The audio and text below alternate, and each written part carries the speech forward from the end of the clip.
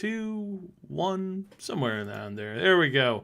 How is everybody today? This is the 76th episode of the Cyberpunk Community Podcast. This is amazing. We've got one more episode before we are probably most definitely going to be on number 77, which I don't know. Have you guys heard of this?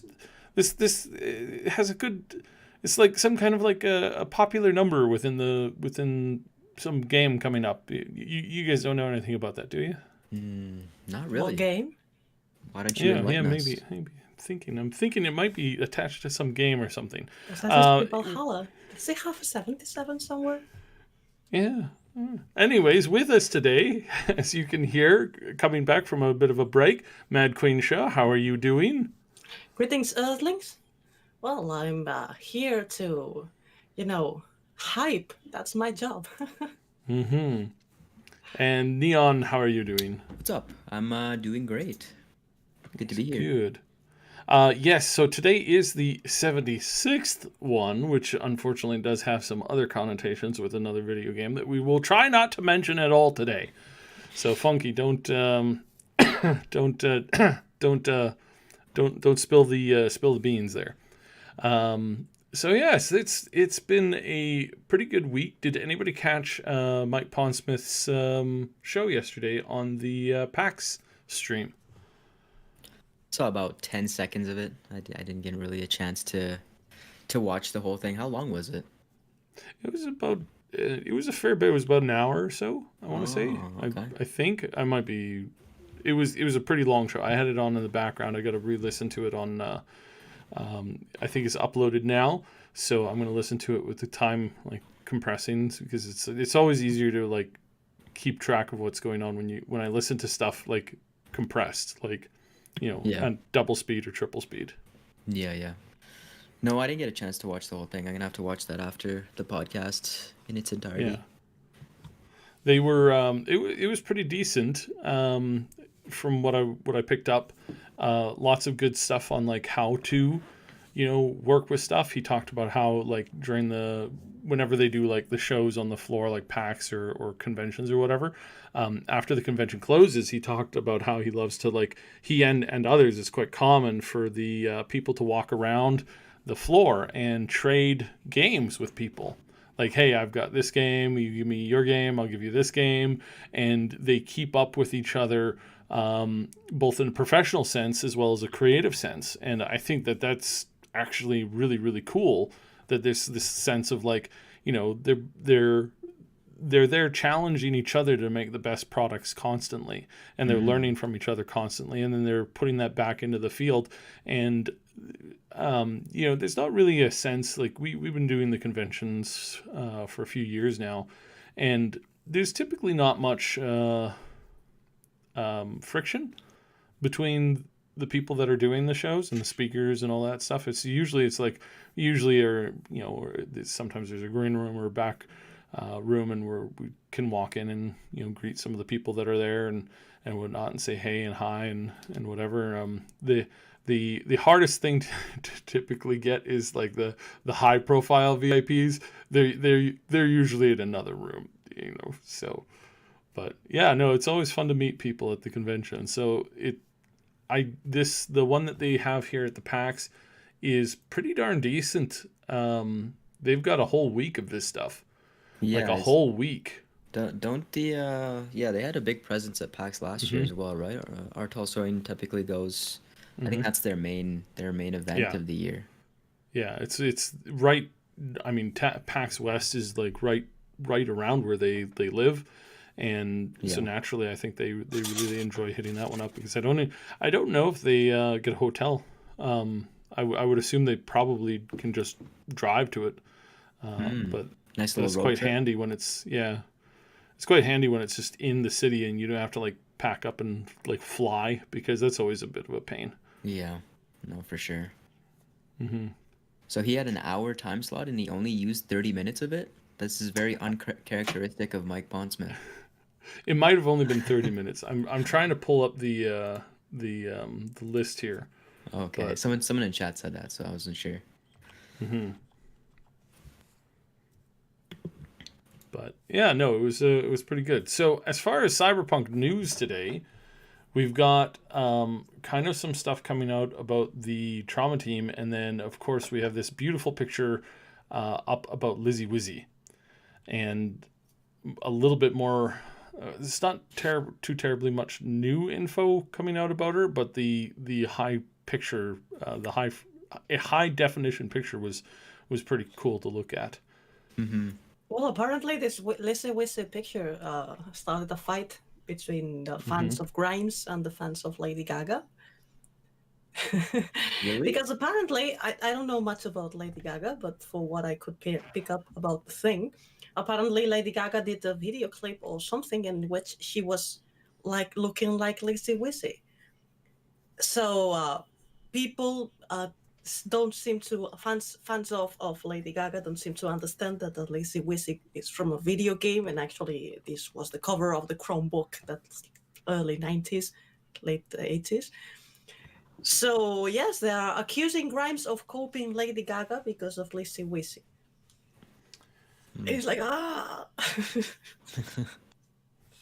Yeah, I think no, Lady Gaga this had that existed on 30 her. years ago. Sorry, please go. So didn't she have it on her album cover, Lady Gaga? She had like a, yeah, she was like all chrome in one of her latest album covers or something like that.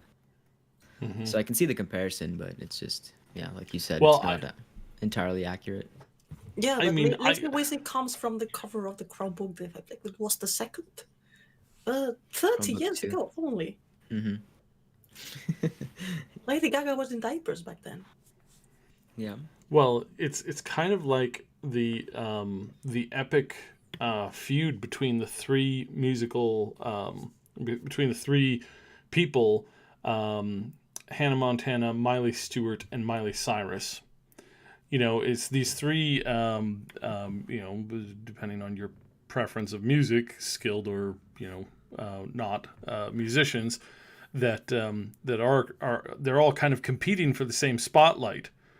And for those of you who, didn't grow up on, was it like Disney or Nickelodeon or something? Disney. It was Family Disney. Channel? Yeah. For those of you who didn't grow up on it, it's the same person. It's all the same person. It's Miley Cyrus plays all three, like she's herself, and then these other two girls in the show. But some people just don't get that. And I remember hearing somebody, and this was ages ago, somebody was talking about like, oh, why can't this Miley Cyrus girl be more like this Hannah Montana girl? And it's like, it's the same person. It's just a show. And you're kind of like muttering under your breath. And this is the exact same issue, because apparently some people don't understand that one person's not necessarily real and the other person is playing them. Somebody So, actually I don't asked know. that question. Well, the thing is that people that compare Grimes to Lady Gaga, I don't believe that is a fair comparison, because the great difference is that Grimes is a musician that experiments with things, and sometimes she gets things wrong, sometimes she gets things right, but she experiments herself.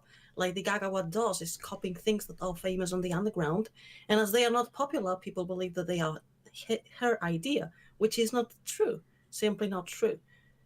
So I think it's a very unfair comparison. Grimes invents things as a musician and as a videographer.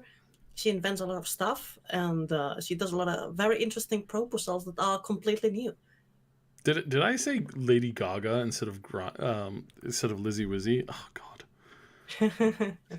Okay, I meant Lizzy Wizzy and Grimes. The back and forth between that. The thing between Grimes and or Lizzy Wizzy and Lady Gaga, that's a different thing entirely. But yeah, no, that's a hilarious thing in and of itself, because it's like one person doesn't necessarily own the cyberpunk genre, right? It's not meant to be, and this I got to give props to CDPR, because they could have, and they may or may not have won the case, but they didn't move to copyright or to restrict. I believe it is copyrighted, but they didn't move to completely restrict the term cyberpunk. They copyrighted it, but they cannot. Yeah, I mean, but I mean, they I made. understand in the cases of things intend to get very close to Cyberpunk Mm-hmm. 2077, but Cyberpunk as a genre, that's impossible to copyright. Yeah. Yeah. Which is why And they put the year after so that they could have it. yeah, but they also made it like they also made it known that they weren't going to directly punish anybody for using the word cyberpunk in any games going forward. I mean, we have other companies that, somebody used a common word like scrolls, and they sent an army of lawyers over to them demanding that they don't use that. It's like, wow, that's ridiculous. So CDPR, like, they're not even like toying with the idea. They're just going out and saying, oh yeah, no, we're not going to push on this. Like, obviously, if you copy it too much, then they have to protect their assets. But the fact that they're not willing to like create frivolous lawsuits over somebody using a singular word that's been around for literally, I mean, it's literally one of the first words ever created, essentially, when you think about it, right? It's like there's a bunch of people sitting around in a room and they're like, hey, you know what, we should put our words, our the things that we're saying, we should put them down on something. And they're like, what do you mean, what do you mean put it down on something? Like when I say hi, Jim, we should be able to write that onto something, and then you can read that, and you'll be like, oh, I understand what you're saying, and it's like words that could be said after many years after you said them. And they're like, oh wow, we should call that something like, I don't know, maybe we could write it on a thing called a scroll. And then the fact that somebody wants to own that word entirely is ludicrously stupid. Mm-hmm. So, No, George, scroll is the first scroll, word, scroll, not not. cyberpunk. I'm pretty sure cyberpunk was not one of the first words. Yeah, but the way you say it, the way you say Right, it yeah, sounded I like you were know. going to build a joke about cyberpunk being the first word. Yeah. No, scrolls I think is one of the first words that they probably like gave to like put down on something. But at any rate, so Mike Pondsmith's he did have from 11:15 to 12 o'clock, so that looks like he had pretty much 45 minutes there. So I think it was between like half an hour and an hour, somewhere in there. It was his talk, and it was a keynote one. It was pretty good. So like I said, I'm gonna listen to it again because there's more stuff that I think we're gonna be able to like peek out there. But it was pre-recorded. It was not live. And then later on in the day yesterday, this one I haven't been able to get to, but Dicebreaker also presented Cyberpunk Red RPG actual playfest with Cody Pondsmith, which is Mike Pondsmith's son. So that's also really, really fascinating. So if you haven't checked out either of those, then definitely check them out over the next week or two. They'll be up if you haven't. There's a bit of a delay between when they're coming up and then I think I don't think they're necessarily always on the same place, because I know that like there's like Funhouse and a bunch of other like bigger labels that are doing presentations. So I wonder if they're going to end up somewhere. Sid Meier did he kind of talked about his memoir with his life in computer games. That one also on my list of like ones that I really, really want to get to, because that was quite interesting. Then there was a couple other events that were really cool. And then over the next week, we've got a ton. So Talking about this, they have a news about Cyberpunk Red. And I'm talking about the pen and paper game. Please don't freak out, people that are listening to this. Cyberpunk Red has been delayed. Talsorian Games had the intention of publishing at the end of summer. We're reaching the end of summer, and right now the date is when it's ready. It's almost entirely written. They are not now correcting it, but and they have to send to print. Yeah, they want to make sure to print them because they want to support small business instead of just doing a purely digital release, which I think is a good thing. They can take their time with that one. Yeah, and there's a lot of printers that are really feeling it right now, because you had everything kind of slowly inching towards complete digital, but now there's an even like bigger push to move to complete digital. So it's nice of them to do that, and it is also nicer. We had a couple people in our Discord yesterday talking about how they were collecting, actual like gaming books and lore books and stuff like that, and how they had huge libraries of them, and in some cases they were really jealous of this other guy who had a massive library, and it's good that that stuff is there. So yeah, I'm really liking it. Today at oh, sorry, go ahead. I wanted to answer George Lomia that said, don't put Cyberpunk and delay in the same sentence, please. Yeah, I'm sorry. That's why I made it super clear that I'm talking about the pen and paper game. And research says it was leaked sometime in September, and they confirmed this. Well, no, it wasn't leaked. It was explained by Arthur Games in one of the podcasts that we do on Fridays that now are on hold because they are finishing Cyberpunk Red, and we will return to our weekly podcast to discuss the law with Arthur Games. But no, it wasn't leaked. He explained himself. Yeah, it was one of their public posts. Can you imagine if they had the delay announcement on a yellow little announcement thing just to troll everybody? I don't think people would take the trolling very well, because there was this guy that made the Rick and Roll thing with the "Never Gonna Give You Up" lyrics, and people didn't take it very well. I can understand that. So things are very delicate. In fact, today I made a joke about the previous delays of Cyberpunk 2077, and people were a little stressed about it. I just read delay and I was getting nervous. Like, read the whole sweat. So I think here at 3 p.m. I want to say, no wait, that says a.m. That can't be right. Maybe it was already this morning. No, I'm so confused on this time zoning. This time zoning here, it doesn't make any sense at all. It could be that this has already been gone on. I had this as a PM. What's it for? I don't know what you're talking about. There's an encore screening story time with Mike Pondsmith that was also supposed to be slated for today. I had it as it was 3 p.m. PST, but looking on the schedule, they're saying it's AM. So I'm like, wait, what AM? That would have been like really early this morning. Are you looking at the right date? Oh yeah, the Sunday 6:19, or sorry, Sunday 9:13. Well, while you look at the date, I would like to answer a question by G Apollo that says, is there any differences in Cyberpunk 2077 to the law of the pen and paper game? No, it's the same timeline. It's like our story, and then it diverts in 1989 and goes all the way through Cyberpunk 2013, which is the first edition of the pen and paper game, then Cyberpunk 2020, Cyberpunk Red, and then Cyberpunk 2077. The differences are that a lot of years passed, and there was an evolution of the story, but it's the same timeline. I also found it interesting how he said the Red Core rulebook is going to be twice the size of 2020's. That's a lot of lore. Well, that's also a lot of rules. There are a lot of rules, and people who love rules are going to love Cyberpunk Red. So yeah, I confirmed that was at that was ungodly early this morning. If it started at so Mike's extra encore screening started at 6 a.m.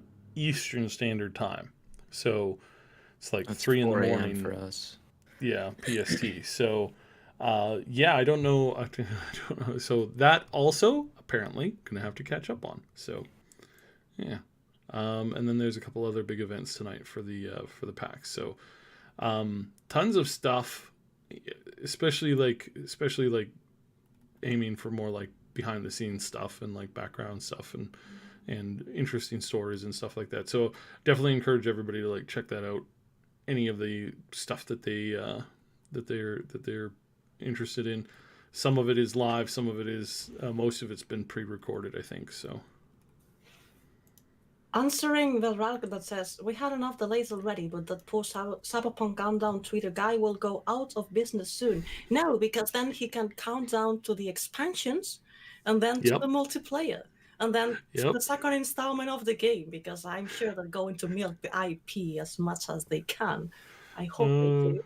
And then to the Actually, actual year 2077. yeah, Yep. until Yep. the actual 2077, yes. It's going to have a lot of work. And George asks, when does Cyberpunk Red end? What year? How are they going to tie in together? Well, the history of the Cyberpunk universe, at least on the United States, it's already been tied together. Cyberpunk Red happens starts after the fourth corporate war until the 45, and the gap between this and 2077, you can read about it in the book The World of Cyberpunk 2077 by Dark Horse. They gave some details about the setting. There was a war going on called the Metal Wars, what the badass name, also known as the Unification War. That this is what made Arasaka return to the States. That's why it's so powerful again in 2077. But excuse me, all the gaps have been filled, and visit my channel to fill the gaps. Because I'm not going to explain the whole lore here. Well, because it would be Would be here for also 3 like, hours. yeah, you at least. I mean, I'm not going to explain all the lore out of respect for Obsidian and Neon, because I could.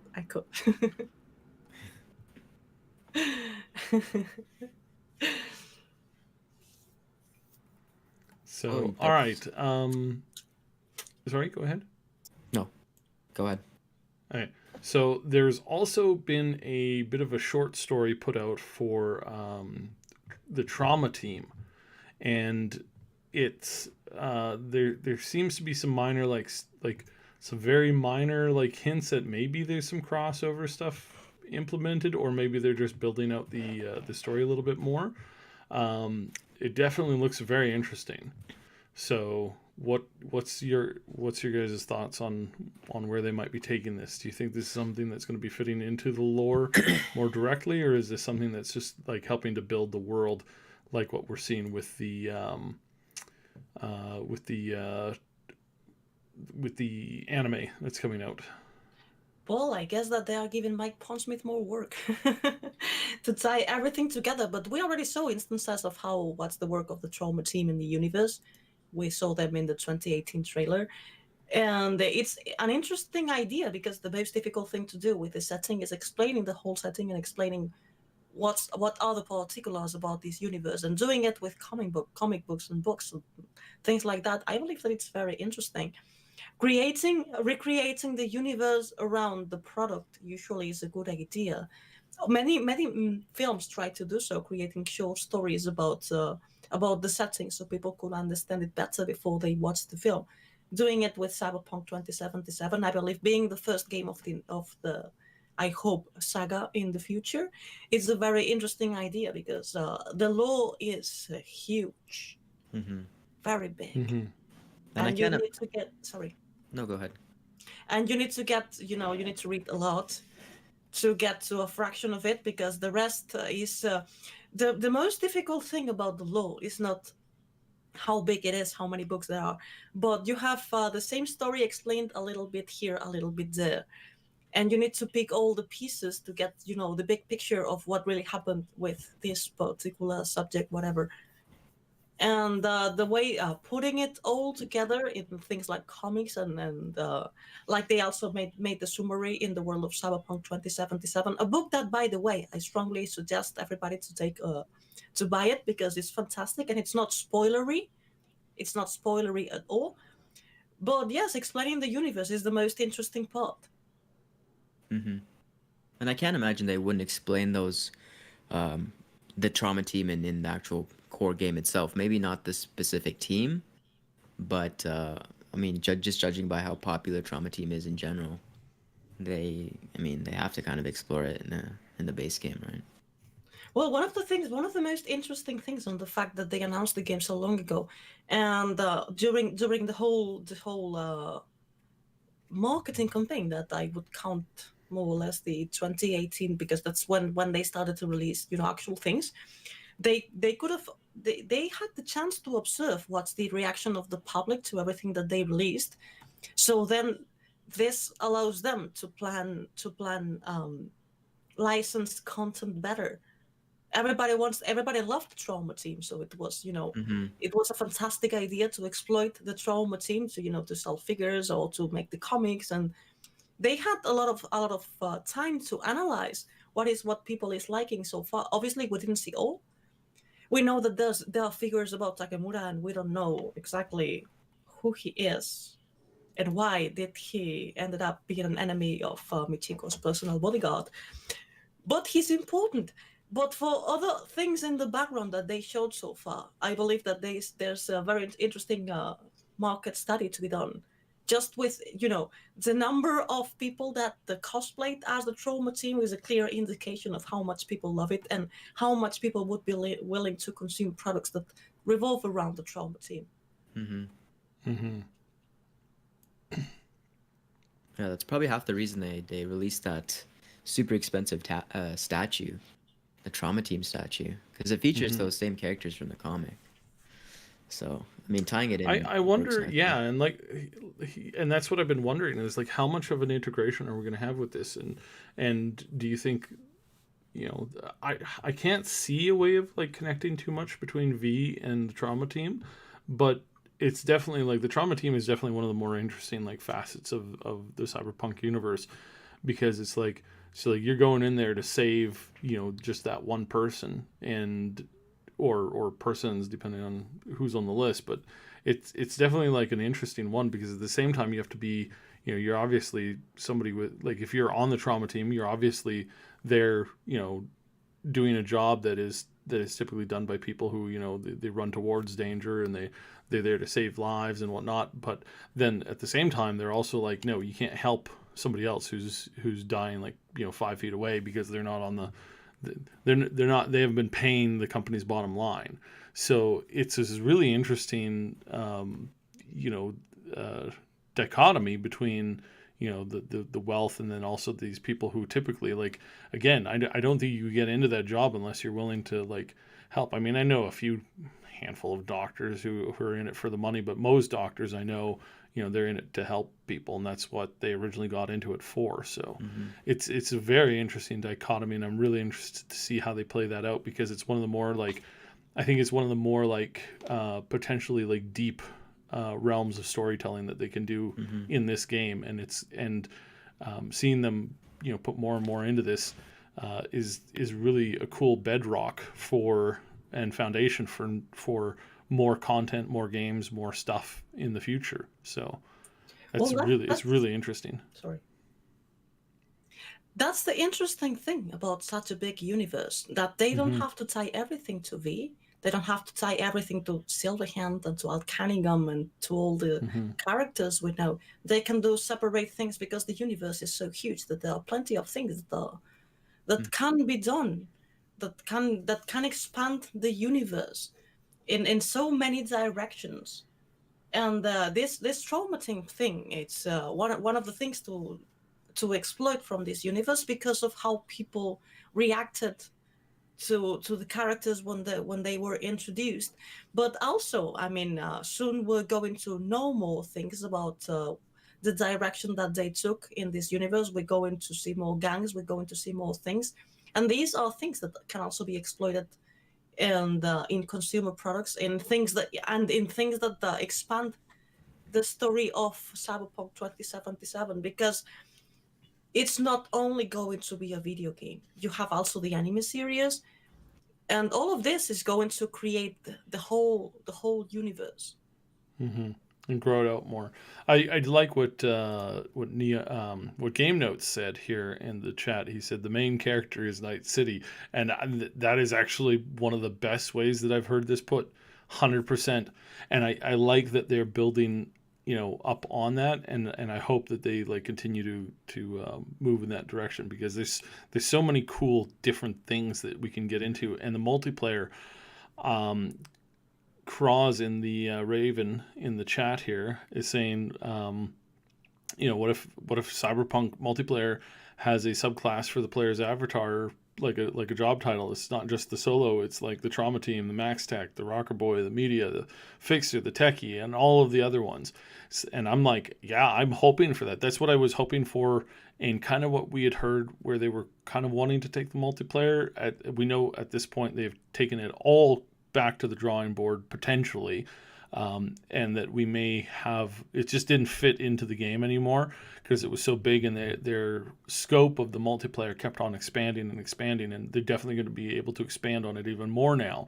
So what we get going down the road is going to be really, really interesting. Is it going to be a continuation from V's perspective, or is it going to, separate and just focus around the gangs and the various factions within the city? That'll be really interesting to see how that goes. Mm-hmm. You can take it in so many different directions. Oh, yeah. Insane. Like they can take it in more of an MMO perspective. They can take it more of a, kind of like a drop-in kind of battle royale / Grand Theft Auto type thing where you have servers. That's the only thing we know. It's not a battle royale.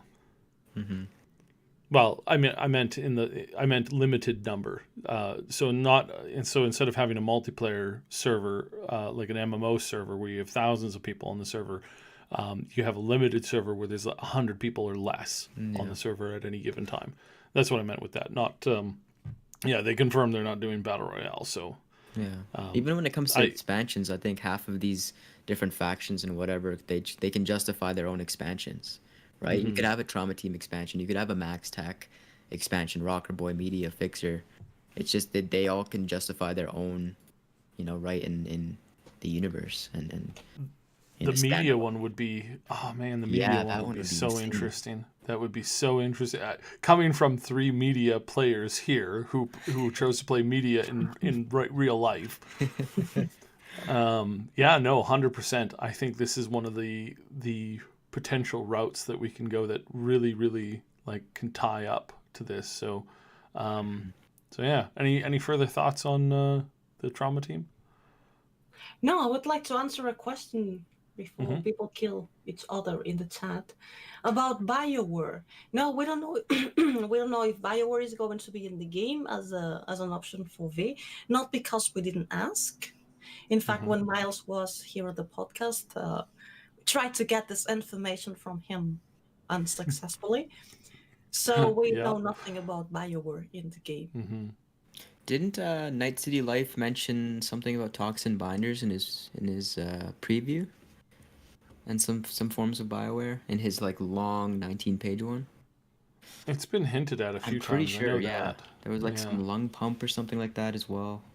I don't know. I'll have to go back and look, but it's the Bioware thing is an aspect where it's like the minute you start working on that kind of stuff, you're going to get, as a studio working on a game, working on Cyberpunk 2077, the minute that you start working on that stuff, the sky's the limit, right? So if you go in, you need to go in properly, and it's easier to just say that it's easier for them on a technical perspective right now to say that it's kind of out of fashion, or you don't really see too much of it in the areas that you're in, so that way they can kind of separate it from the lore, so that they don't have to spend an extra year making more assets on top of the assets that they have for all the cyberpunk or for the cyber tech combinations that we're getting right now.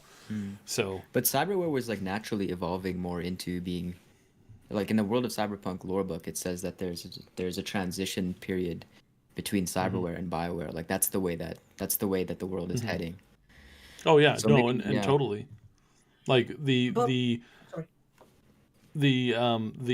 natural evolution rate is going to be that you slower, is you're going to hop between, you're going to go into the realm of cyberware before you can go into this the more advanced bio type stuff, and then when you can ultimately get the perfect mix, you get this biosynthetic stuff that's basically turns you into Superman, like literally Superman, fly, bulletproof, all that kind of stuff, live in a vacuum, whatever you want. It's ultimately you can get there, and that you'll have seamless integration with any hard technology at the same time. So that's ultimately the goal from the perspective of a lot of scientists that I look at. Well, Yeah. in the Cyberpunk universe, they don't really need to get very far from the law to avoid Bioware as much as possible, because on Earth is something that is not that extended and it's incredibly expensive. And when mentioning Bioware in the Cyberpunk universe, the first thing that comes to mind is space, because in space the High Riders use Bioware more than Cyberware, and on Earth a lot more Cyberware is used than Bioware. So I wouldn't be surprised if on Earth we have no Bioware at all. And if they mention Bioware, we're all going to start shouting, "Crystal powers! Crystal powers!" Yeah, it's definitely something that Right. could be introduced in DLC. I think that would be cool options. Expansion, expansion. Well, yeah. I that's what I'm thinking. Yeah. If not, the modders will make it. You betcha the modders are going to hop in and start making all kinds of different Bioware for the fun of it, because they can and they will. And I don't know if you know this, but there's quite a popular community behind making yourself look anthropomorphized, or some might call it is it fluffy, hairy, something like that. There's a big fan group behind that. So Neon, yeah. expansion.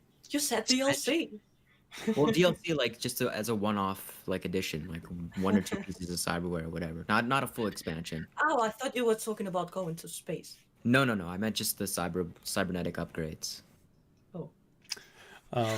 Dark Infinity and Dracula in the chat. They're wondering what I'm talking about. Yes, me too. To answer the question from Nick H in the chat, will mods be available on Xbox? There is a strong possibility that there will be significant modding presence available on Xbox. It depends on where things go with the modding, how quickly it's introduced, how popular it becomes. But I think we can, if we're looking at how the industry has kind of reacted to this recently, there's definitely an open door for it. But of course, whenever it comes to big corporations, they want this thing called money. So they may or may not allow certain things based off of that concept of the whole money aspect. So naturally, the best way to go is to get yourself a personal computer, and then you will be in the best possible way. Well, not always money. PlayStation 4 most probably won't have mods as usual, because you only can use assets that are inside the game. That's why the whole Creation Club of Bethesda became popular on PlayStation.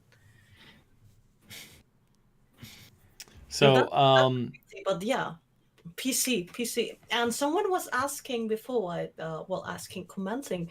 I hope that the new engine is mod friendly. Any engine is mod friendly if the mod creator is good enough.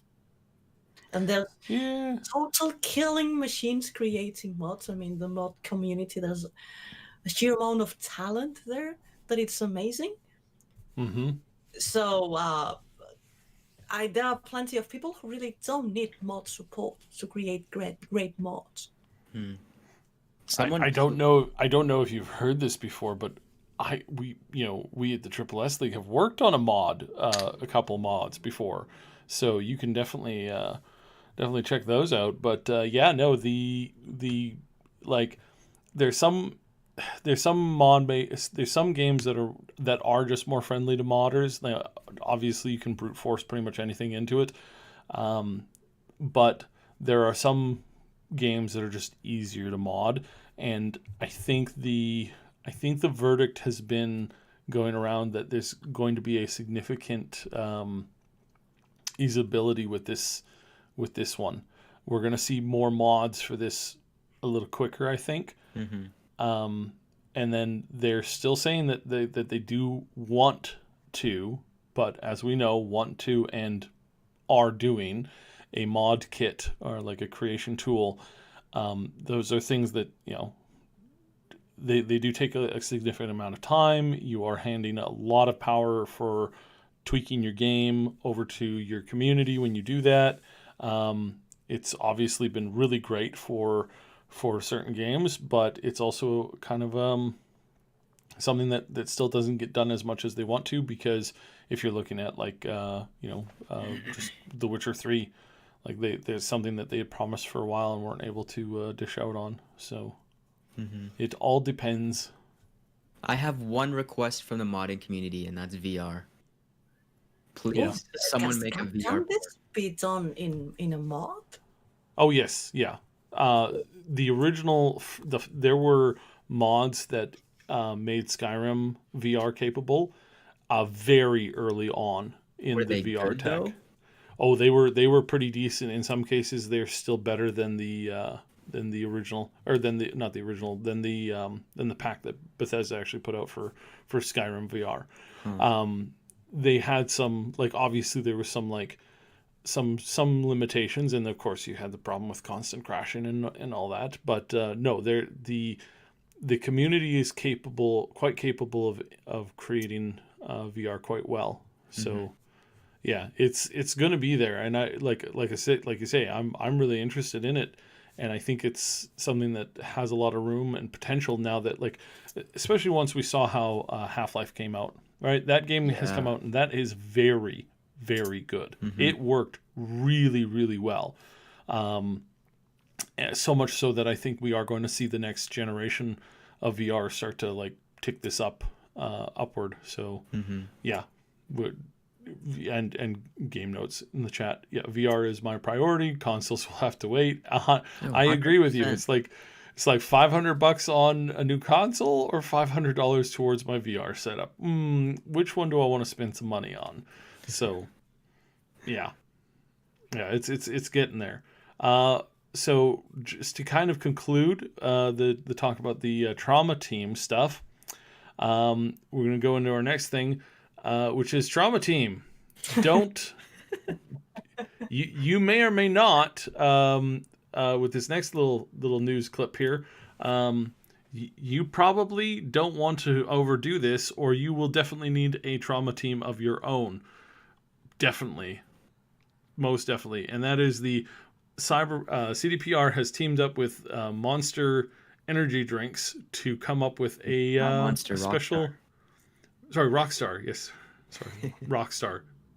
I always forget that there's They're two different brands. very similar. Yeah.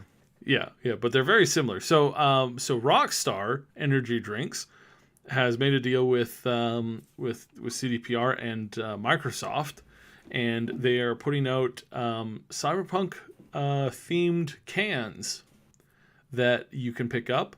And not only can you pick these up and drink these things and have a great time and do potentially maybe catastrophic damage to your system, you can also get $1 towards your Microsoft account whenever you buy one of these cans. So this is kind of huge. The code is hidden under the little label thingy. So if you guys are in like your school or university, or walking around and you see some of these things, you're like, hey buddy, do you have a Microsoft account? And your friend's like, nah. It's like, hey, give me that tab, and you just like jot down that little like code on the underside of that thing. But yeah, do me a favor and don't drink 60 of them, because that's the cap that you can have on your account. So if you buy 60 cans, you can get $60 towards is that the cap? whatever you want on the Microsoft. 60 is the cap. So you can buy 60 of these cans and get $60 for your computer. For your Xbox account. That's 3,600 grams of sugar, by the way. Yeah. Plus, I don't know how much each can would cost, but I think that buying the game directly will be cheaper. Probably, yeah. But the thing is I know people who drink like one of these every day. So yeah, but you could also which I really really don't recommend. Yeah. That's the whole point. Don't you want to win a car? Oh. This is true. This is true. The other thing is, well, what's going to happen with the Xbox Game Pass? Because we have been hearing rumors that Cyberpunk 2077 is going to be in the Xbox Game Pass since day zero, which it would be really surprising. It would be, yeah. Haven't they said no to that? Have they I say? don't remember them saying no. It's I'm still pretty it's sure still they've a rumor said. going around. Oh, it's okay. Yeah, it's a rumor. Yeah. Yeah. I would not count it out until after it after like until they like come out with a hard like yes or no on that. I think this is one of these things that I don't think we're going to get a solid answer on this because I like if you've been watching, PlayStation came out and did their thing, the Microsoft came out did their thing, then they announced their other thing, and now it's kind of like now it's Sony's move. And Sony's going to do something, and then these companies they have all this kind of stuff like ready to go. Like how much can we give our customers to lock them in with us for the next console generation? They don't want to give too much, but at the same time they don't want to give too little. So they want to they're playing a high stakes game with PlayStation, and it's basically like it's essentially a high stakes poker game, and if you can bluff, you can up the ante, you can do all that kind of stuff, but yeah, it's an interesting one. So there are 5 special cups or not cups. There are 5 special Rockstar energy drinks. They got the same stuff in them, but they have the original male V. They've got Jackie. That's the sugar-free version. The punched version is the female V. Silver Ice is the Bridget. She's the net runner that you get in your team, and then there's the Samurai Cola with the custom 2077 flavor. So there's 5 different flavors you can get and pick them up. So Yeah, and they are exclusive to North America, I think. Minus Well, the to salmon. be honest, I can't drink stuff like that. The moment it gets inside my body, it gets outside with the same speed. I'm a coffee person, and I can have 10 coffees a day if I want, but I Yeah. just can't with my stomach can't stand energy drinks. I like seriously, energy drinks are horrible for you. Suppose I don't want to get sued, so we'll say allegedly. They are horrible for you allegedly, and allegedly you're not supposed to drink more than 3 of them a day, or you could die. So please be careful with your They energy have drink coffee. consumption. There's a bunch of like young kids who are like drinking them after working out, and like some of them have passed away just because it like puts so much stress on your heart, and especially after the gym or whatever. And don't It's just combine. not I know it's a fun thing to do, but don't combine it with vodka. My God, what? Oh, but Oh, Jaeger Lord. bombs, Saib. I know. Jaeger bombs I are so know. good. I'm so old. Ay. So, I must be old um, because that's nothing that I would do. yeah. So they have some limited edition like stuff that's coming out with that. They've got 3 posters. They've got a hat, shirt or hoodie, I guess you could say, and a headset from SteelSeries. So there's a lot of cool stuff that you can pick up with this. I mean, it's definitely a good idea if you're wanting to pick up on stuff like this, even as just a collector. That's there if you want. But yeah, don't overdose on the energy drinks. 60 of them in a day is probably most definitely going to kill you. So yeah. I believe that they released them, having in mind the game is going to be out and people is going to play marathons on. Well, in fact, I know. Excuse me. I know someone. He's a friend of a friend, and every year that he had this tradition for some years now. Every year he asked for holidays from his work the same month, 3 weeks, and during these 3 weeks, the only thing he does is snorting coke and playing the Witcher games. That sounds like That a good is- time. That is extremely unhealthy. Well- We do not condone or encourage the usage of any. But I just find it super funny. I'm sure he doesn't sleep at all during that 3-week No. cycle. No. Probably gets about 4 hours of sleep total. Yeah, that's not the best move. I don't recommend this. Dear viewers, well, hearers, whatever, don't do this. Don't. This is bad for your health. Don't do it at home.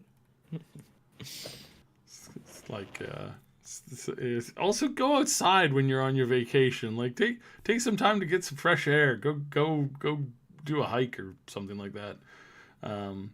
But yeah, there's also a bunch of other stuff that's come out.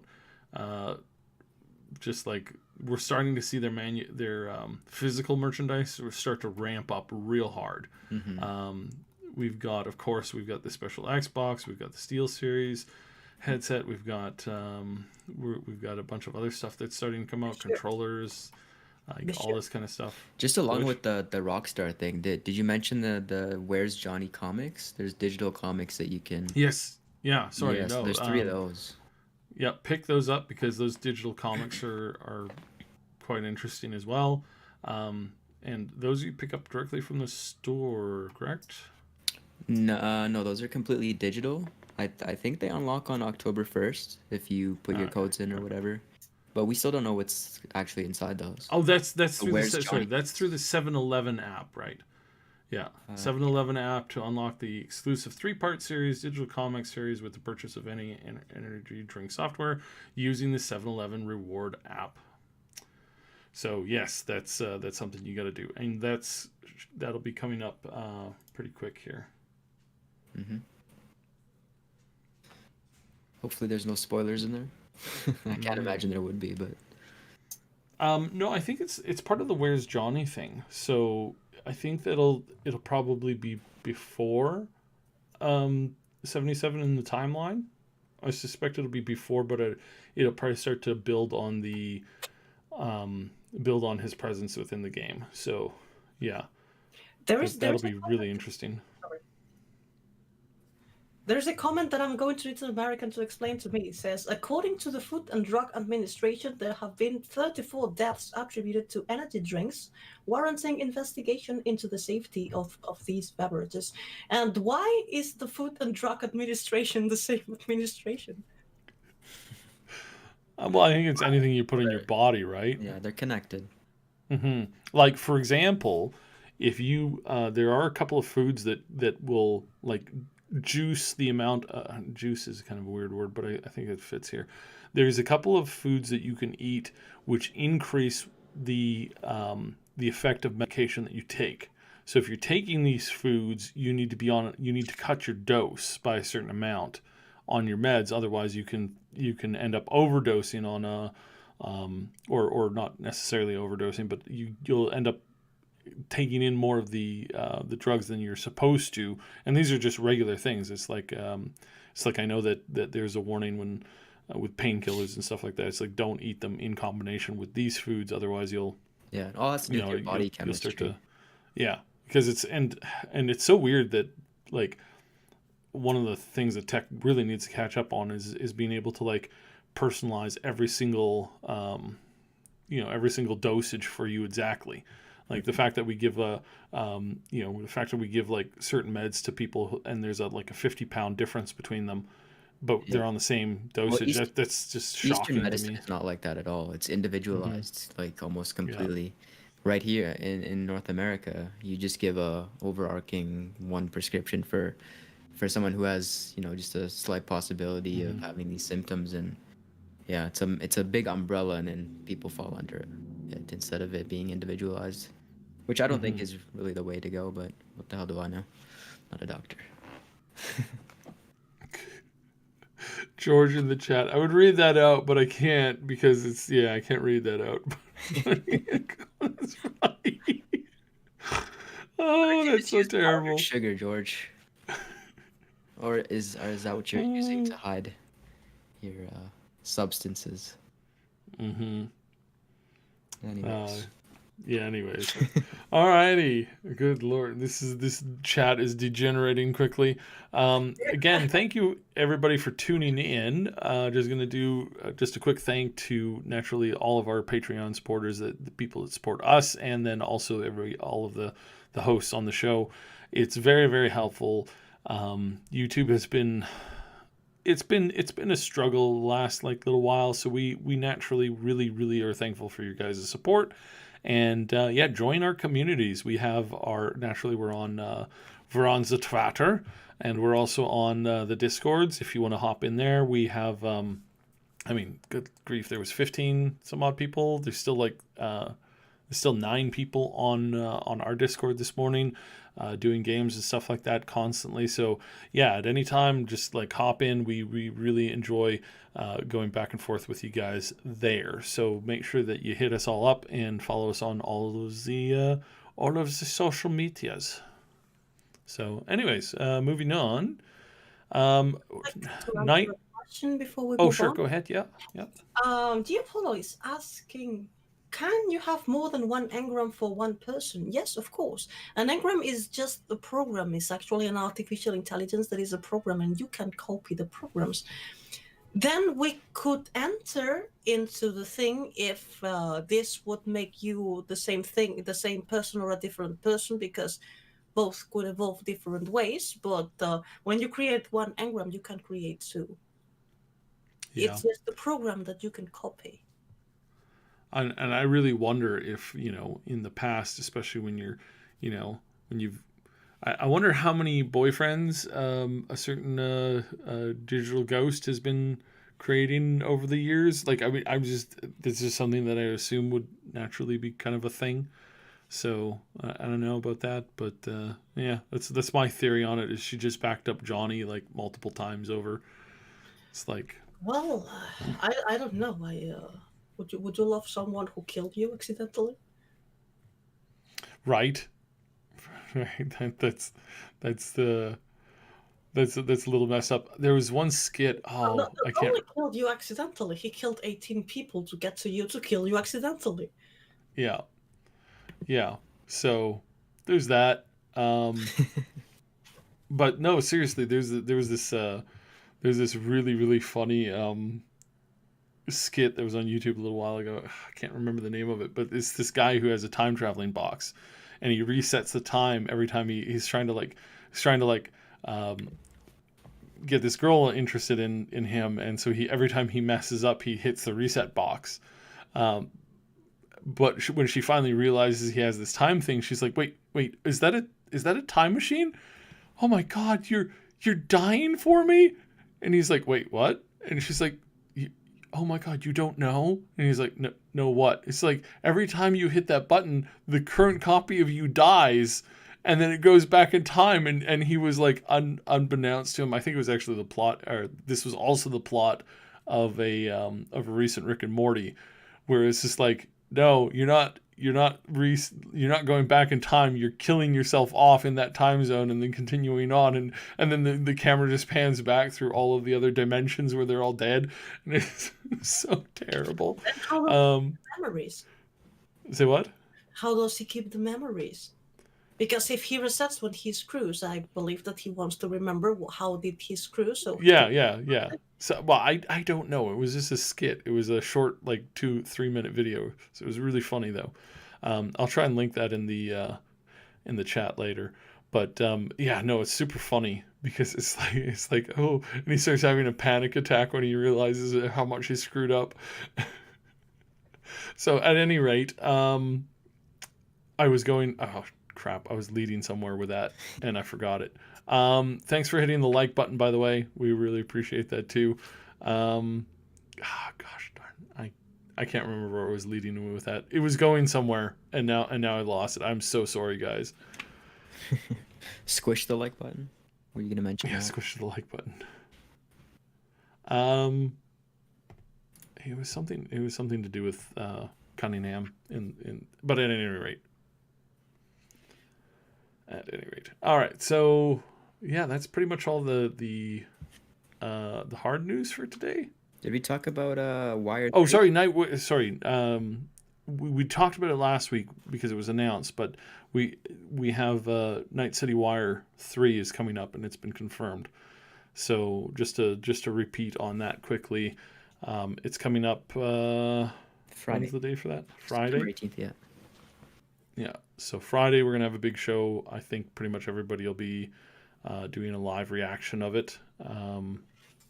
and then probably doing a post show too. Yeah, you Hopefully, I can can get in on see it that on the one. But triple S link, on the last known meal, on the Madqueen, and on the fried chicken. Sorry, I had to. Yep, we're adding fried chicken. I feel like I gotta eat fried chicken on my stream now. Otherwise, I'm gonna be disappointing people or clickbaiting them. Yeah, you should totally. Yeah. There are people who don't like see streamers eating. Some mukbangs, right? Those are popular. yeah, I don't some of understand them the are point of like that. crazy. Like there's like 10,000 people watching a girl have lunch one day. I'm like, what the? It's like ASMR, right? ASMR eating. Like I find that disgusting. Possibly, yeah. I find Really? it kind of weird. I mean, Well, we've toyed there's with a the, thing for everything.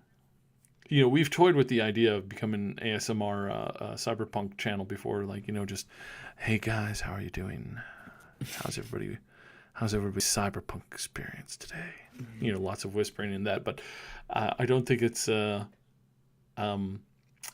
don't think we'd have a channel if we did that. So Well, apparently it's pretty popular.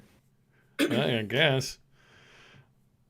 I don't know. Maybe we'll experiment with some. Ash actually experimented with an ASMR Let's Play a little while ago. Game notes with the stop sign, stop. So yeah, it's a weird thing. The Cyberpunk Taxi, that's actually pretty fun to listen to, just as like background music. Cyberpunk Taxi. The hell's that? The oh no, it's not Cyberpunk Taxi. It's Cloudpunk? Cloudpunk. Thank you, Cloudpunk. The taxi game. Cloudpunk is actually like it's got a really really nice like background that you can just like sit and listen to. I haven't gotten a chance to play it. Is it good? I've heard some good things about Ash really liked it. It's still fairly basic, but he said that it was really solid. It was pretty good game. So Might have to pick but that then up. we have that we're gonna have that I can't remember the company that really terrible like knockoff cyberpunk knockoff from China. Code T. Yeah, it's I gonna be completely forgot about it. I mean, Yeah. When is that even coming out? Is there like a date? no, and I probably. don't care. I don't know, and I don't exactly don't know, don't care. And we get some of these things like the Cloudpunk thing was really nice, and then there's another one where you play as a like kind of like a bartender, and that one also that one's been around for years. They've been working on that one for years and years and years. I It's can't. not Valhalla or something? Valhalla. No, I can't remember. It's not something that's it's not a mainstream game. It's a very very small niche indie game, but yeah. Well, Ghost Runner has something coming out too, don't they? They had is it another beta of some sort? I believe so. Anyways, did you guys play that? I wasn't too interested in that. Got kind of boring after a while. No, I didn't. I didn't get a chance to play that one yet. No. Yeah. It's about 15 minutes of entertainment and then dropped off pretty quickly.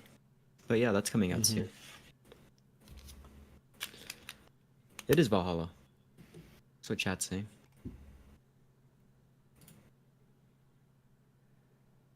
Did we get cut off? No, we're still here. I'm trying to find this thing because I want to give them a decent shout out because it is an actual like fairly decent game. But I'm pretty sure it's Valhalla or VA. However. No, it's a different one. It's a different one entirely. It's this one. Newer? The one that I'm thinking of is a very like it's like a 16-bit type game or 32-bit type game. So yeah, it's very different, and I had it on the top of my head, and I did not write it down in my notes. So I'm trying to give it a quick look over, but I'm not having any success. Why are people in chat saying Black Myth Wukong? Oh yeah, well that's a game that's Isn't that the Chinese one with the? That's a Chinese indie game, yeah. So I don't. Do y'all want me to give you info on that game because you're not gonna like what I'm gonna tell you. I can confirm that. You will not like what I will tell you. Unfortunately, no. It will be okay. So Funky's saying yes. Monetization heavy, microtransaction heavy. No, actually, Some do not. China. Well, I don't know that stuff right now. All I know is that the engine that you saw was not an actual like fully built, fully realized game engine. It is essentially just a really, really fancy Tech demo. CGI experience. It it shows that like it gives you the illusion of that somebody's like using controls and pressing buttons and stuff like that. That didn't exist at So all. it's false advertising essentially. Well, no, because it's a vertical slice demo. It's a vertical slice pitch demo. This is the game they want to make. So they want to create a game that replicates that almost entirely. So that is what they're going for. Now, many of the assets, it looks like they're going to be able to port over a lot of those assets. But again, with vertical slice, the vertical slice that you see is almost never, ever like the end result game that you get. In a lot of cases, the vertical slices can be made to appear really, really awesome.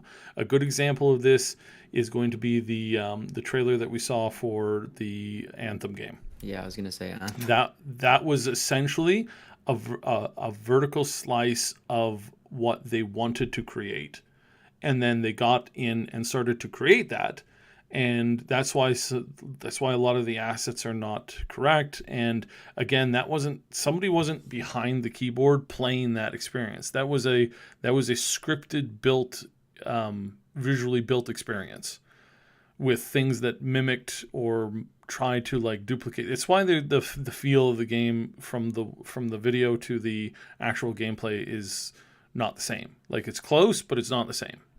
And that's because it's like they're essentially just creating a CG event and passing it off as actual gameplay. So the Wukong thing, are they a good studio? We don't know that yet because they've never made a game. Are they a bunch of? Well, they have made games before, but they've made no games that are like this. They've made those stupid app games, right?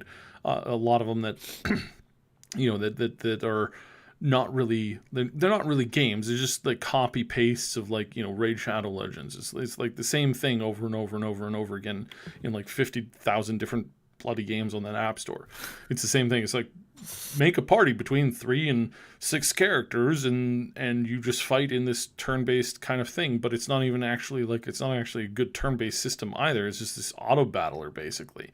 It's like why people play AFK Arena and these other games is completely beyond me. That's like something you play on the shitter when you're like bored. Yeah, so they have made those before. They haven't made an actual like AAA game. This is the game they want to make, and they are people who've left Tencent and other really shady companies in the past, and they're saying that they're tired of that. They want to actually create art. So their statement gets a high approval from me because they've said we don't like the way that these other companies do these games, and we want to make a game that's closer to the experience and the value and the depth of The Witcher rather than having the experience and the outcome and the visual aspect of the stuff that they've made thus far and the stuff that they've come from companies making it. So again, I'm not saying that it's terrible.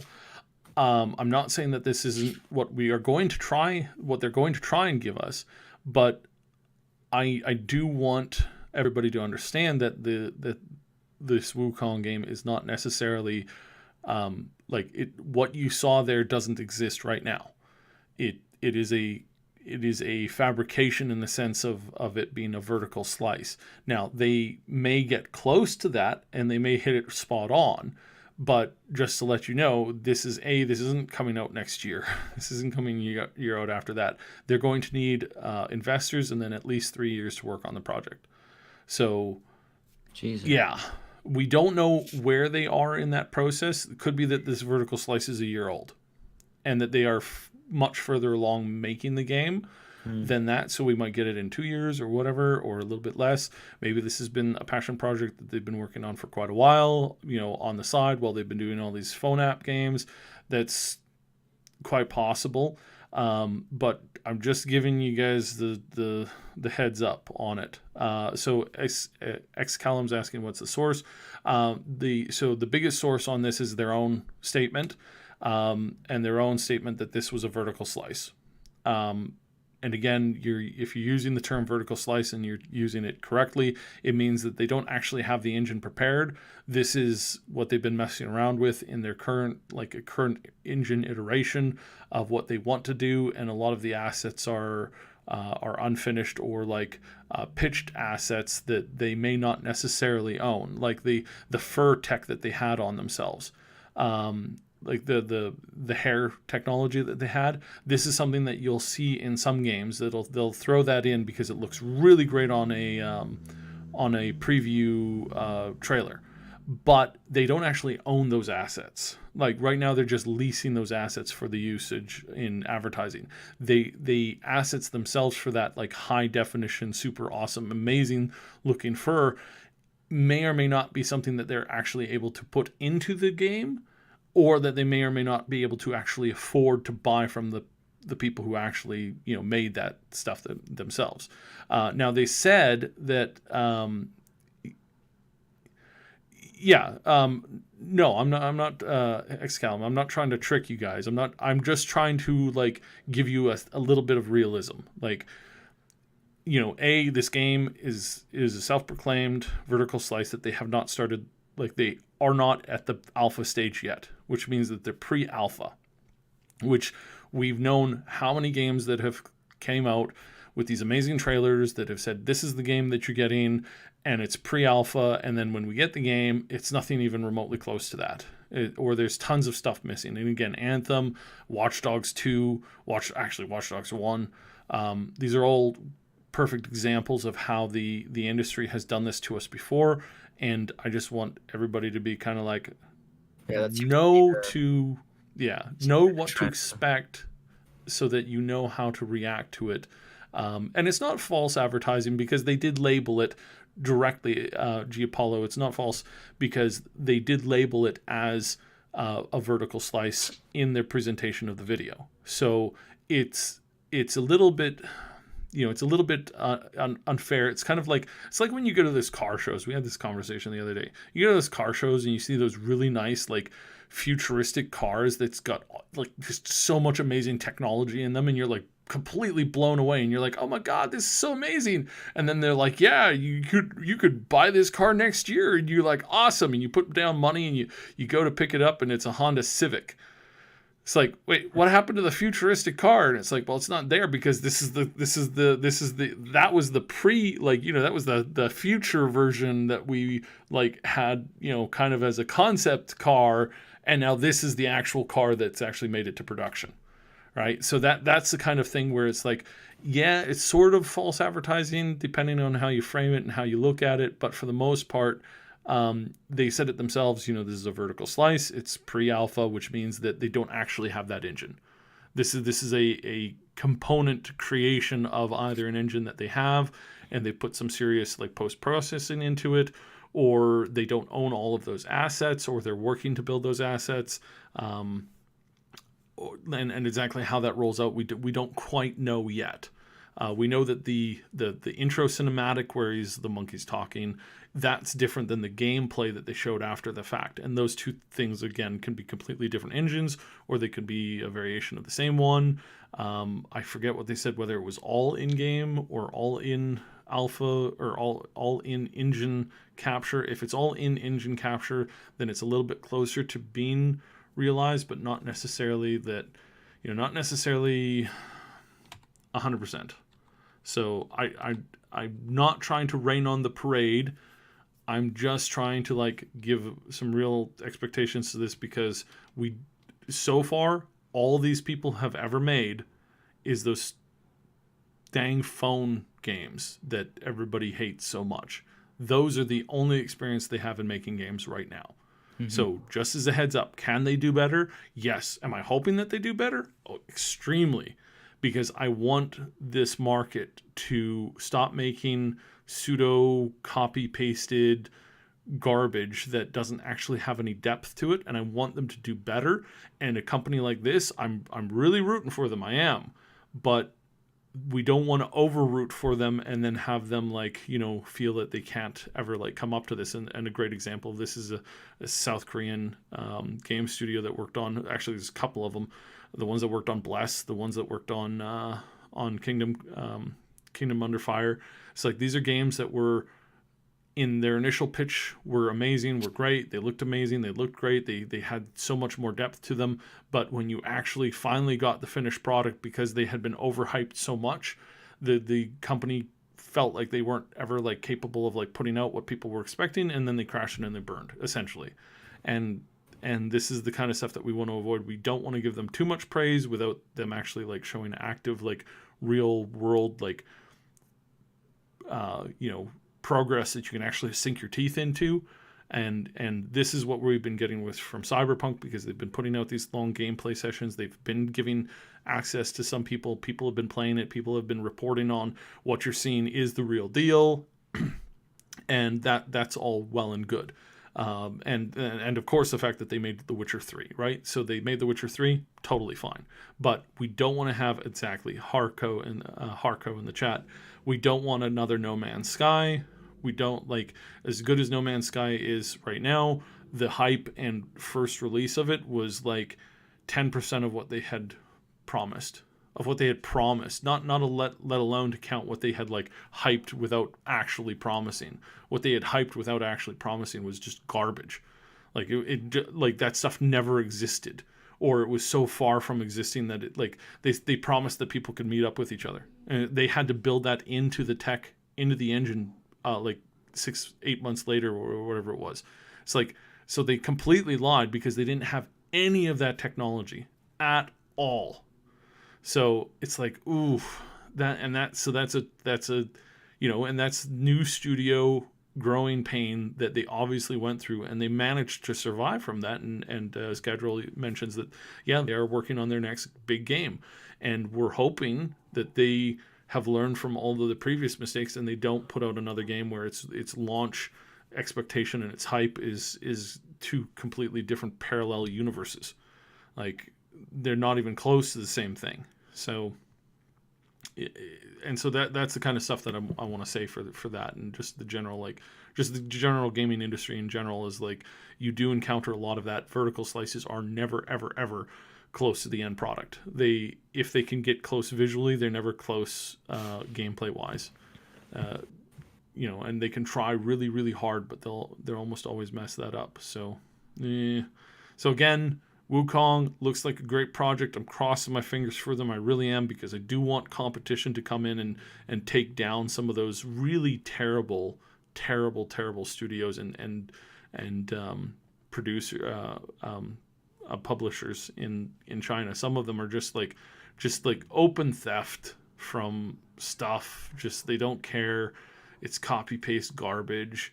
It's not good stuff. They make terrible games, and it's really unhealthy for the gaming environment. I can't believe what passes for an actual like for mainstream mobile games these days. It's really depressing.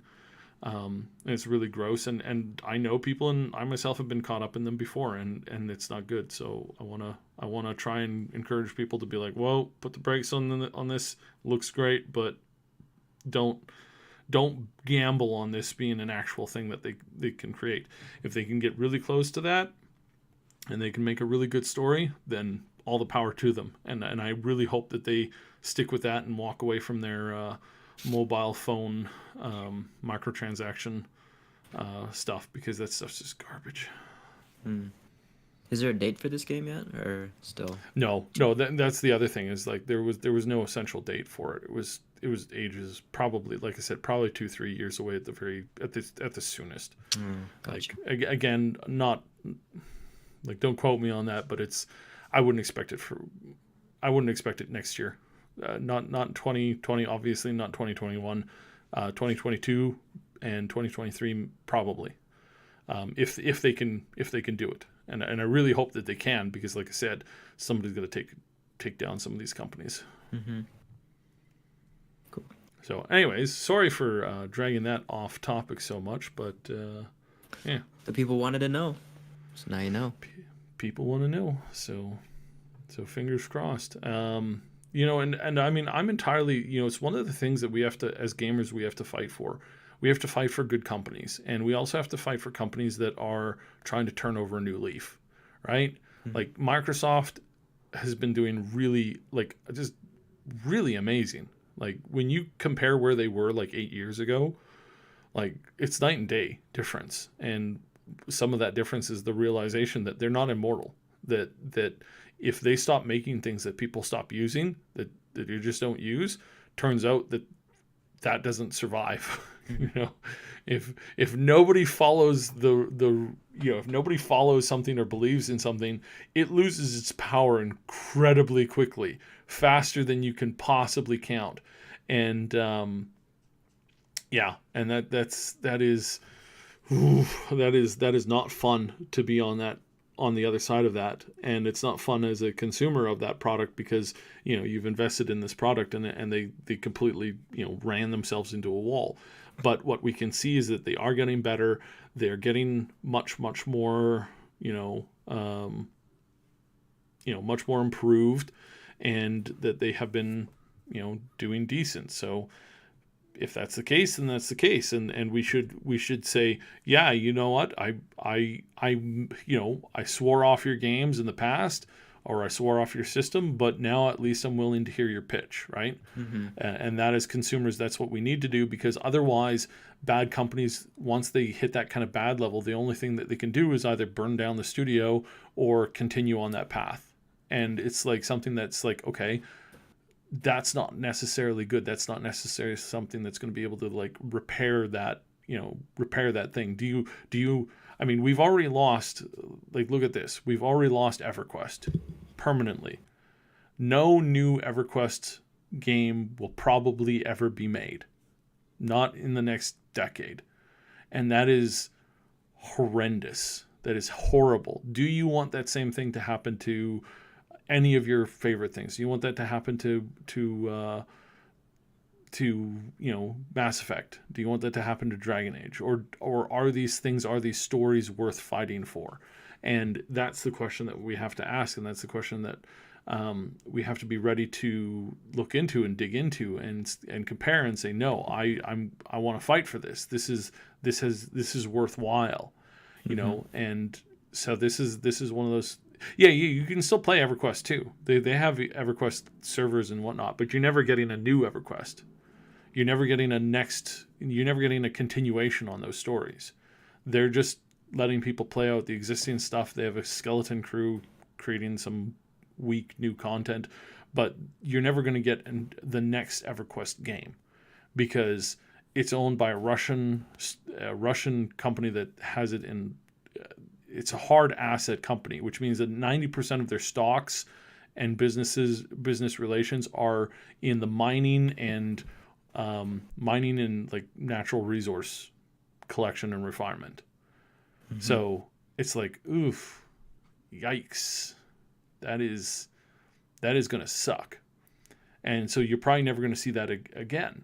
And they also have a deal with the whole like DC game universe as well. So DC Online is also something that I mean, there's going to be very little actual like movement there, because again, they're owned by the same Russian hard asset firm. And so all they want is continual, like, as long as people are continually playing and paying the microtransactions, they're going to milk that until the servers cost more than they're making as passive income. And right now that firm is in such a business way that they don't have the money to invest on anything. They just have the money to like keep things running, essentially. And so they're going to keep that running until they hit the wall, essentially, or until somebody buys it out from them, gives them a good enough deal. Then they hand over the IPs, and then a new studio starts working on it. But in the meantime, we're not going to see very much of that stuff. Certain things like Harco, you're right about the Lord of the Rings. Same thing, the same company. But that's just that game. They don't actually own that IP, so a new company can come in and make a deal to do another new Lord of the Rings game, and they can replace that. And that's what we're actually hearing rumors that there's been a company that's been working on that. So it's very interesting. But yeah, that's the state of gaming these days, is that these big publishers and asset companies buy this stuff up because it's making money, but they have no interest in creating something, original or new, or, they're just sticking to a formula that pumps them out money. And unfortunately, this is where more and more of our beloved IPs are ending up, and where we want to encourage companies like, I don't want to lose Fallout. Like, I really don't want to lose Fallout. I want Fallout and the concept of Fallout to come back with a vengeance and do really, really, really well. I don't want to see Fallout just pass into the sands of time. And so I want Bethesda to learn from its mistakes and turn around. I don't want them to continue down that same road. So that's why we want to encourage companies that are starting to turn over a new leaf, or that get new people in there, because that's the other thing you got to remember, is that a lot of these companies that do turn over a new leaf, like Microsoft, they basically fired all the people that were there and replaced them. And so now it's essentially a new company, because all the leadership is new, saying, okay, we're doing this and we're going to do this because this is how you build a player base. So again, hopefully things work out. Actually, you know what? We might as well talk about this. What did you guys think of the new Dune trailer? Dune trailer just came out, and this is kind of like in our realm of sci-fi typically. What did you guys think of the trailer? Yeah, I briefly saw that. When was that released? Last weekend? Something like that? Just a couple days ago. Yeah, I didn't watch the original, but it looks super intriguing to me. It's got a bunch of big name stars in there, right? Jason Momoa and who else? The Timothy kid that I've never seen before, but he's apparently super popular. I'm definitely gonna go see that. I don't know much about it though, so. Any thoughts on that? I think Madqueen might have dipped out here. She wasn't feeling yeah. well. She did dip out. She was not feeling well. So yes, that is my bad. So Madqueen dipped out while I was in my rant, and I totally forgot to see. So sorry about that. So yes, she's off again. Last Known was also out. Unfortunately, he had to do a break. So yeah, so it's just the two of us. So. Yeah, I think Dune is one of those science fiction things. It's great in a book. Like the Dune books are really amazing. But who directed the first one? Was it Lynch? I can't remember, but I remember the first movie was terrible. Yeah, it didn't have a very good reception. Oh no, it was a shit show. Like it had the potential to be really good. Like you had Patrick Stewart in there, and you had a bunch of these other really good actors, and there were things, there were things that they did, like, basically, frame by frame as far as the book went, but it just didn't translate to the screen very well. And I don't know exactly how they could have fixed it, but because it didn't translate well, it just became, it was like, it was so bad. It was so bad. So, yeah. Well, they have a second chance at redemption now. Yeah. So we'll see how that goes. Hopefully, it'll be good. Who's playing Sting in the new Dune? I don't know. I didn't catch that part of it. I know that there's a couple of good name actors in there, and again, I really hope that the movie does well. Zendaya is in it. So just go watch it just for that reason. Yeah. So. Have you seen Tenet? Have you seen Tenet? No. Tenet's one of those movies that like I'm gonna get around to, but I know that I need a clear head to watch it, because apparently it's quite heady and it's quite like complex. Yeah. So I'm that's something that I'm gonna need, like a nice long weekend. I know we just had one, but it was nonstop for me. There, I need time to kind of like digest the film, like really well. Like when I went to go see that darn it, the dream Inception. When I went to see Inception, it was really good. But when I went and I watched it a second time after I had some like headspace to really, dig into it, it was even better. And it's one of these things where it's like I want to make sure that I do that right. Right now, I have been very, very busy catching up with The Boys. Yeah, boys. Yeah, boys. And good God, that movie is gory. Like, Isn't it a they TV show? The Boys? or sorry, not movie, TV show. Yes, it's a TV show, and good Lord, is it gory. Yeah, that is some magical stuff going on there with their crews who work on that. It's pretty decent. No spoilers because I know it's still fairly early on, and a lot of people still haven't seen the first season. So I don't want to do any I don't want to do anything to kind of yeah. I don't want to mess that up for anybody listening. But yeah, the Boys is I've heard good things about The Boys.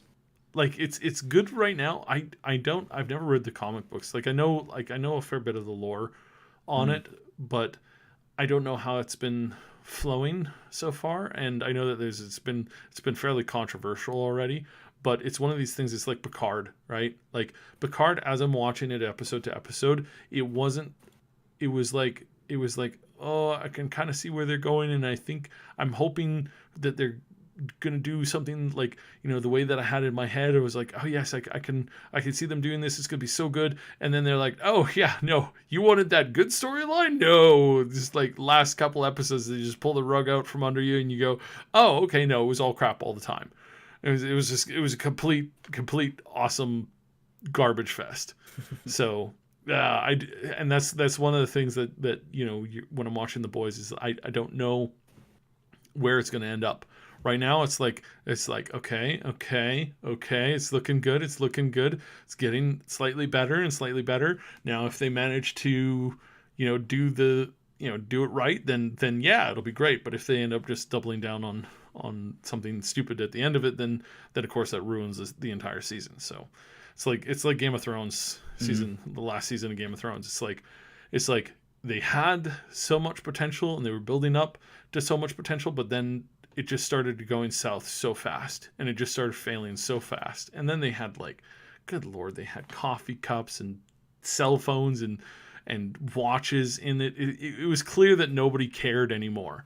It's clear that everybody was showing up to set going, yeah, I guess we gotta slam this out, but everybody knows this isn't gonna be, everybody knows this isn't gonna be the official ending anyway. So, yeah. Eric mentioned Dread totally deserves a TV series. There was supposed to be one in 2019 called Mega City 1. I didn't find out what happened to it. It must have gotten canceled, or I guess with the situation in the world, everything's on hold. So that might come in the future. So yeah, Star Trek Lower Decks. I have not seen that. I have heard nothing but negative stuff about it. And with the last thing, I honestly believe that the idiot running that show, and the Picard show, and the Discovery show, I honestly believe this guy is just trying to ruin. He doesn't know stuff. He doesn't know anything. He doesn't know anything. Apparently half his writers don't either. And a bunch of his new actors came out and they were like, oh, hey guys, look, this is the first time we've ever added a character like this ever. There's never ever been a time in Star Trek where there's been this type of character. And I'm like, there are 3 characters that are exactly like that off the top of my head that I remember, and they were all very impactful. Thank you for never watching the show, for not understanding the lore, and for being an absolute piece of for just ruining this beautiful thing, this beautiful IP. Seriously. Gene Roddenberry is rotating in his spatialized capsule right now. That's not good. It's just I can't believe how much they screw up that show. So no, I've had no interest in watching anything Star Trek, and I hope that the thing goes bankrupt so that it can be traded off to somebody who actually cares about the IP and who actually understands the IP.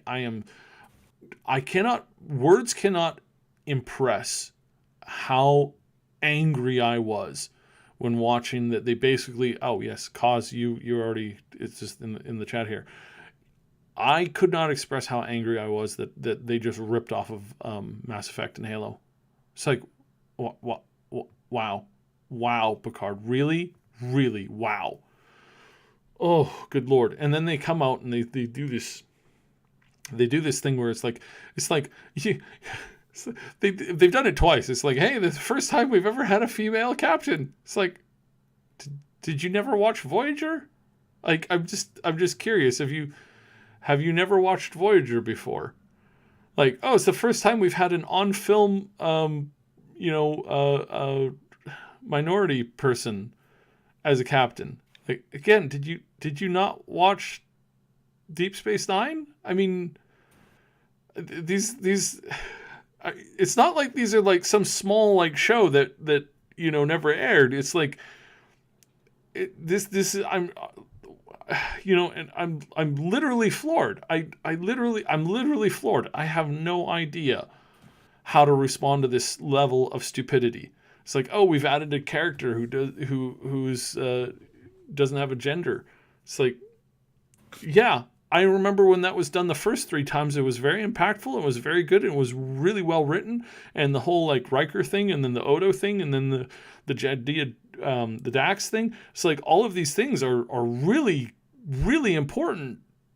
And you just took a giant dump on them. Like, I mean, I hate to. I don't like I said, words cannot express my frustration with the idiots running this thing, that they don't even know their own lore. They don't even know their own their own story. Kurtzman is probably one of the worst writers and directors and showrunners I could possibly imagine. I couldn't imagine somebody who is worse than maybe a handful of war criminals from the past. Like seriously, I just don't get it. I just don't get it, and it's so angry. It's so infuriating. So yeah, sorry to go on this tangent. You got it on your system. That's yeah. 100% Orville is one of the best Star Trek shows right now, and I wish I would sacrifice. And trust me, this is hard for me to say. I would sacrifice Family Guy and American Dad to have have him take over and just take over Star Trek and just completely reboot it, make it so that basically Discovery and all this other crap just doesn't exist. I would do that. I would let that happen. I would give up 2 of my favorite shows just to be able to get an actual Star Trek series that's actually like Star Trek Next Generation, just without the weird, creepy stuff that was in it that I didn't like, which wasn't very much, but it's the Will Wheaton, most of the Will Wheaton stuff, and then most of the how they constantly were using Troy as yeah, I didn't like the way that they did either of those. I think they cleaned it up by the last 2 seasons. I think they were pretty darn good. But yeah, no, love Stargate too. I wish that stuff would get off the ground too. That's a whole mess, man. We should dive into that one day. Dive into the atrocities that befell Stargate. The actors, the writers, the directors, all from this greedy, disgusting businessman who came in and destroyed everything so that he could pad his bank account. Oh, so bad. Funky, I don't know. I was thinking about Star Trek Universe the other day, and I was thinking it wasn't that bad. And the last few seasons of SG-1 and Andromeda were a little forced, but they weren't bad. They weren't terrible. They were as good as you could get, right? Universe was a little bit more on the Universe was a little bit I didn't like the setting. I think that it was not the way to go, but some of the acting in that was just like some of the roles and the stuff that they did in there, and some of the stories that they told in there was just really good. Like I was thinking of the Worm Planet one. Like my God, that was really great. That was really great. There's some really really amazing stuff. So yeah. Anyways, sorry.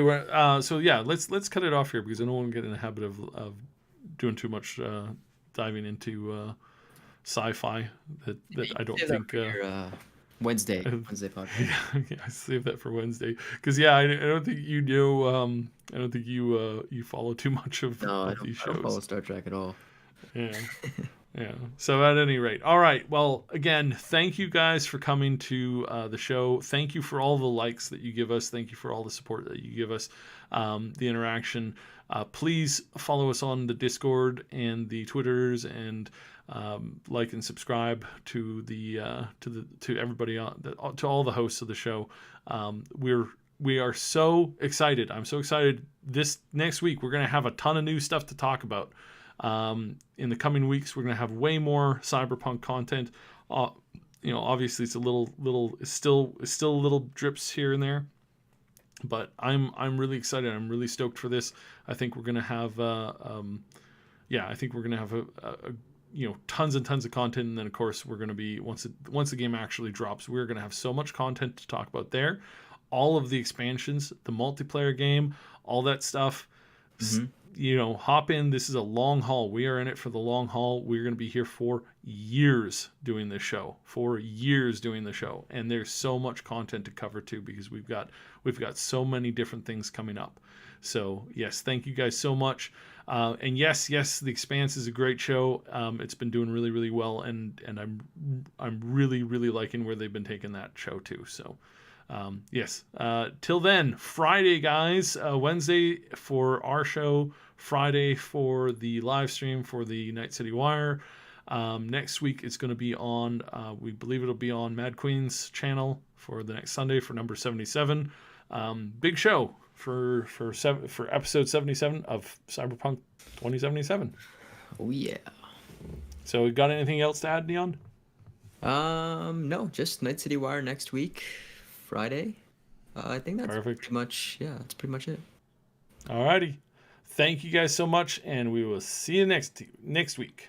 Peace out, guys. Oh, a Friday, not next week. Friday. We'll see you Friday.